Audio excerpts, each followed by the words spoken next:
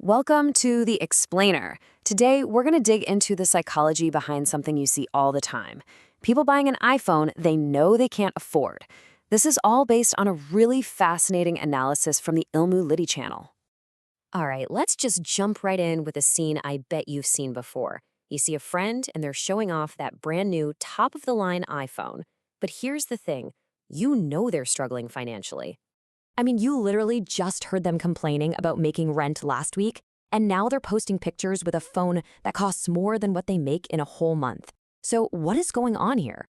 Okay, so if your first thought is to kind of judge them, call them a slave to prestige or something, well, the source we're looking at says you're completely missing the real story. You're not even looking at the real enemy here.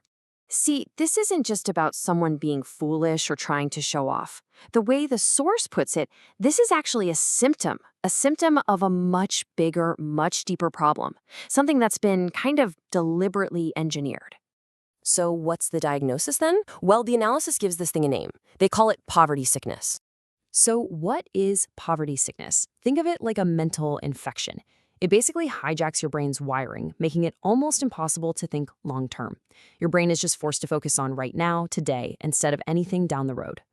And get this sickness doesn't just, pop up out of nowhere. It's actually sponsored. It's fed by systems that make money off of you thinking short term. We're talking about those predatory pay later schemes, the pressure you get from friends, and even the brand's whole ecosystem. All right, so let's break down the 4 main symptoms that the source points out. And as I go through them, just ask yourself if any of this sounds a little too familiar. Symptom number 1 is future myopia. Basically, this is when all of your brain power, your entire mental bandwidth, is just used up trying to survive week to week. There's no room for anything else. And this is where it gets really fascinating, because these big abstract ideas, like, say, saving for retirement, they're just too far off. Your brain can't even process it. So what does it do? It craves a reward it can get right now. Something real, something you can touch and hold, like, the box of a new iPhone. Okay, symptom 2.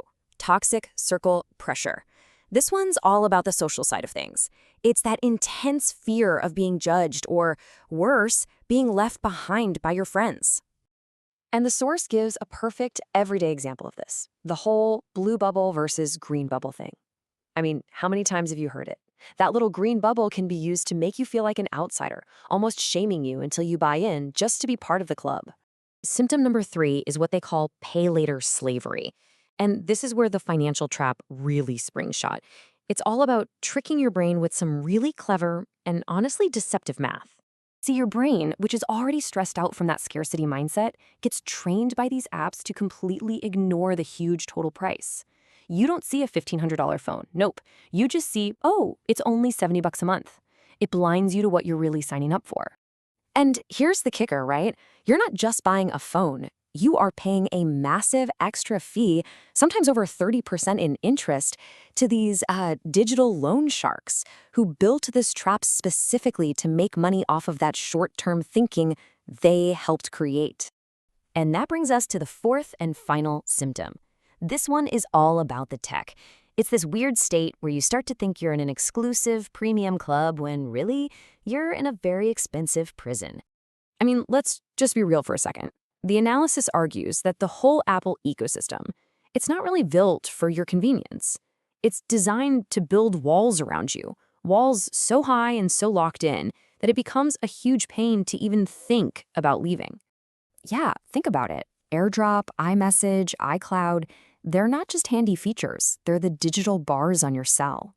And it's a cell you're actually paying to make stronger every single time you buy another one of their products.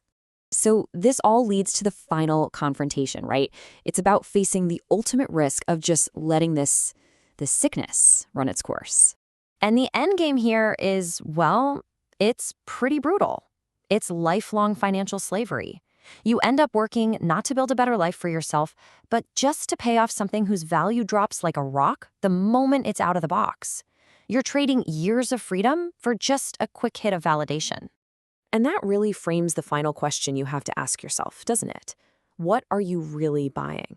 Is it a tool you need? Or are you just paying for a temporary fix for feeling insecure? A fix that's being bankrolled by your own future? Because, in the end, The analysis makes it clear.